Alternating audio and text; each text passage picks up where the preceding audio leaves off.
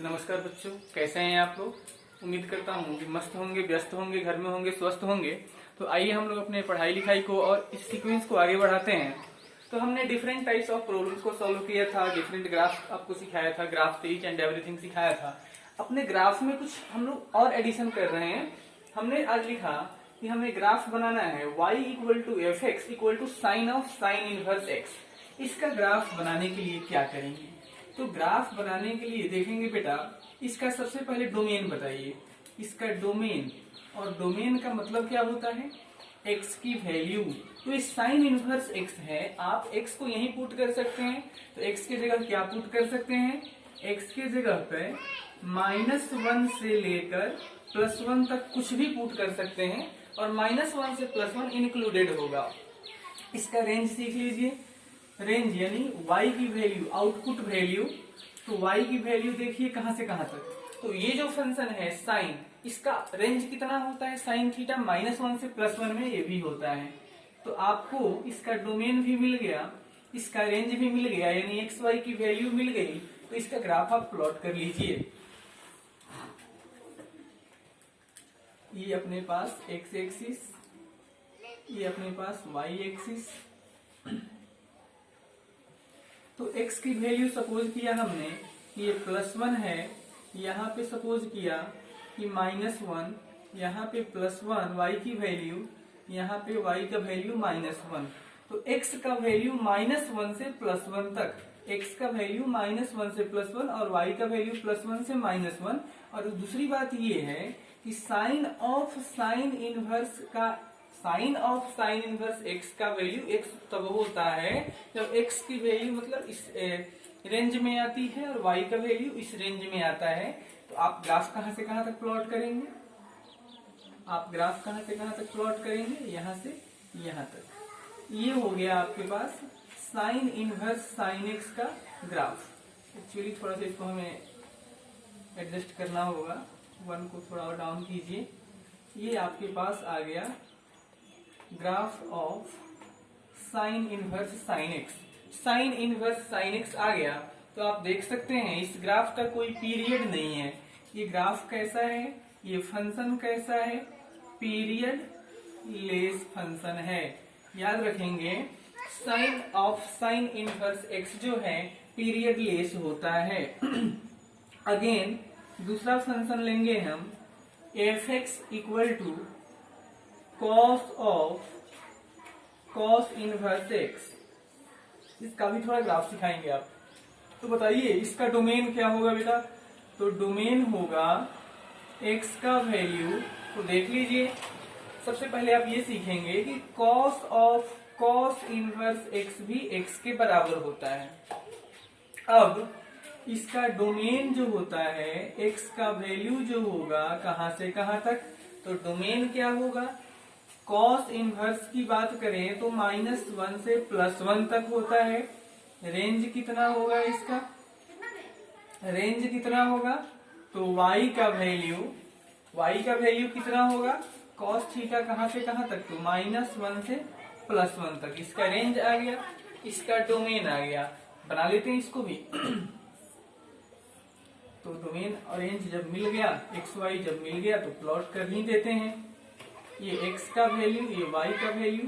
Suppose किया कि x का वैल्यू ये +1 है, x का वैल्यू -1 है, y का वैल्यू +1 है और y का वैल्यू यहाँ -1 है। तो cos of cos inverse x equal to x, that is y equal to x. Straight line हो जाएगा कैसा? Straight line passing through origin having slope 45 degree. तो ये आ गया आपके पास, ये आ गया अपने पास cos of cos inverse x का ग्राफ। ये आ गया cos of cos inverse x का ग्राफ। अब आपको थोड़ा और आगे मैं लेकर चलता हूं। आगे नहीं, यहीं पे देख लीजिए, इस ग्राफ को ध्यान से देखिए। ये ग्राफ बिल्कुल sine of sine inverse x के जैसा ही है, और इस ग्राफ में भी कोई पीरियड नहीं है, यानी ये भी कैसा है? पीरियड लेस है। नंबर 3 सीखेंगे आप, f x equal to y equal to tangent of tan inverse x ये वैल्यू भी x हो जाता है। कब होता है वो सीखिए आप मेरे से। तो ये वैल्यू x तब होता है जब x का वैल्यू रियल नंबर होता है और y का वैल्यू रियल नंबर होता है। कोई टेंशन की बात नहीं है, हमने सिखाया था tan of tan inverse x, यानी अगर सेम फंक्शन बाहर है उसी का इनवर्स इसके फंक्शन में इंक्लूड हो रहा है तो इसका वैल्यू जो यहाँ दिख रहा है वही होता है। मैंने सिखाया भी था एक बार। इसके डोमेन के लिए क्या लिखते हैं, इसका रेंज लिख देते हैं, और इसके रेंज के लिए क्या लिखते हैं, इसका डोमेन यहाँ लिख देते हैं। उस कंडीशन से हमने लिख दिया। तो आइए थोड़ा इसका ग्राफ सीख लीजिए आप। ये आपके पास x एक्सिस, ये आपके पास y एक्सिस, ये आपके पास ओरिजिन। तो y इक्वल टू किसके बराबर, y x के बराबर आ गया। That is a straight line passing through origin having slope 45 degree. तो आप कहोगे कि सर जितनी ग्राफ आप बना रहे हैं क्या ऐसे ही आएंगे सर? नहीं आएंगे। इसमें कारण देखिए, कारण ये है कि आपका साइन इनवर्स हो या कॉस इनवर्स हो, दोनों ग्राफ 1,1 पे एंड हो रहे हैं। यानी ये यहाँ पे खत्म हो गया, ये यहाँ पे खत्म हो गया। इस ग्राफ में देख लीजिए, ये यहाँ खत्म, ये यहाँ खत्म। लेकिन इस ग्राफ को ध्यान से देखेंगे तो इसमें हमने एरो बनाया। ये इंडलेस ग्राफ है, ये कभी खत्म नहीं होगा, आगे भी जाना है इसको, पीछे भी जाना है। तो ये रहा आपके पास tan of tan inverse x का ग्राफ। तो अब हम बात कर रहे हैं ग्राफ हमें तैयार करना है y equal to f x equal to sec of sec inverse x। तो sec of sec inverse x का वैल्यू x तो लिख दिया, लेकिन कब क्या कंडीशन होगा वो बताइए। तो अगर इसका डोमेन बताना है, किसी भी फंक्शन का डोमेन बताना है जो फंक्शन में फंक्शन इंक्लूड हो, तो जो बाहर है ना इसका रेंज ही इसका डोमेन बन जाता है। तो बताइए इसका रेंज कितना था, सेक थीटा का रेंज कितना था? तो सेक थीटा का रेंज था माइनस अनंत से -1 यूनियन 1 से अनंत तक। ये इसका डोमेन आ गया। इसका रेंज हम लोग सीखेंगे। तो इस फंक्शन का रेंज देख लीजिए क्या था। तो इस फंक्शन का रेंज दैट इज y की वैल्यू। तो y वैल्यू देखने के लिए हम लोग क्या करते हैं, y वैल्यू देखने के लिए क्या करेंगे, अब इसका जो डोमेन है, जो अंदर में फंक्शन है, इसका जो डोमेन है इसका रेंज बन जाएगा। तो सेक इनवर्स x का डोमेन यहाँ लिखना होता है बेसिकली माइनस अनंत से -1 यूनियन 1 से अनंत तक। तो इसका रेंज और डोमेन हमने लिख लिया। इसको लिखने के बाद हम ग्राफ बनाने की कोशिश करेंगे। आइए सीखते हैं।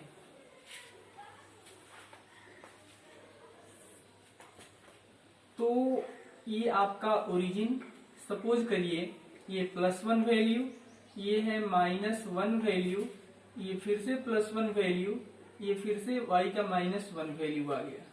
तो कह रहा है कि x का वैल्यू माइनस अनंत से -1 होगा और 1 से अनंत की तरफ होगा।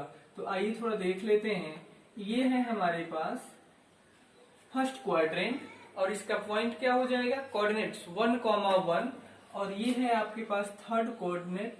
तो यहाँ देख लीजिए ये क्या हो जाएगा -1,1। तो x और y का वैल्यू देख लीजिए यहाँ मैच कर रहा है। कैसा होना चाहिए, 1 से अनंत की तरफ। तो हम इसको ऐसे बनाएंगे, x का वैल्यू 1 से अनंत की तरफ और फिर y का वैल्यू भी 1 से अनंत की तरफ। तो ये जो ग्राफ हमने बना दिया, ये ग्राफ आ गया आपके पास सेक ऑफ, ये ग्राफ जो आ गया sec of sec inverse x का, ये ग्राफ है sec of sec inverse x का। इस ग्राफ में भी फिर से वही बात है कि ये ग्राफ है कैसा, पीरियडलेस है, कभी ये रिपीट नहीं करेगा। एरो इसलिए दिया गया है कि ये ग्राफ 1 से चलकर इनफाइनाइट तक जाने वाला है। तो ये आ गया sec of sec inverse x graph. Again आप देखेंगे y equal to f x equal to cosec of cosec inverse x equal to x। तो कॉसेक इनवर्स कॉसेक x भी x के बराबर होता है। तो अब इसका डोमेन यानी x का वैल्यू लिखना होगा। तो x का वैल्यू कहां से लिखेंगे, इसका रेंज ही यहाँ डोमेन हो जाता है। तो कॉसेक थीटा का रेंज अगर याद हो तो बता दीजिए, माइनस अनंत से -1 यूनियन 1 से अनंत तक। y वैल्यू बताइए, यानी इसका रेंज बताइए। तो जो इन अंदर में जो फंक्शन है इसका जो रेंज होता है, सॉरी इसका जो डोमेन होता है यहाँ आकर रेंज होता है। तो बताइए कॉसेक इनवर्स का डोमेन क्या था, माइनस अनंत से -1 यूनियन 1 से अनंत तक। तो हमने इसका रेंज निकाल दिया, हमने इसका डोमेन निकाल दिया। तो इसको प्लॉट करेंगे ग्राफ पे। आइए ग्राफिकली इसका हम लोग डिस्क्रिप्शन करते हैं, ग्राफिकल इसको एनालिसिस करते हैं। तो देख लीजिए, ये 0 वैल्यू, ये हो गया 1 वैल्यू, ये हो गया -1 वैल्यू, ये हो गया आपका +1 वैल्यू, ये हो जाएगा -1 वैल्यू। इसको थोड़ा इधर लिख लेते हैं, ये -1 वैल्यू। तो आइए थोड़ा फिर से कुछ वैसा ही करेंगे जो पहले किए थे। ये फर्स्ट क्वाड्रेंट 1,1, ये हो जाएगा आपके पास थर्ड क्वाड्रेंट -1,1। देख लीजिए फिर से वही बात है, मैचिंग वैल्यू है। x और y की जो वैल्यू है यानी रेंज और डोमेन दोनों ही मैच कर रहे हैं। तो कैसे, जैसे पहले किए थे वैसे ही ये आ गया cosec inverse cosec x। Graph को फिर से आप अच्छे से समझिए, ग्राफ में यानी इस फंक्शन में कोई पीरियड नहीं है, तो ये पीरियड लेस फंक्शन है।